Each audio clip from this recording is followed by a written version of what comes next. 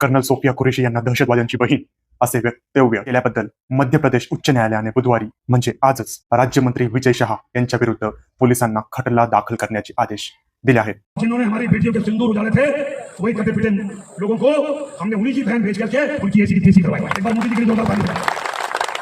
उन्होंने कपड़े उतार के हमारे हिंदुओं को मारा और मोदी जी ने उनकी बहन को उनकी ऐसी की तेजी करने हमारे जहां से उनके घर।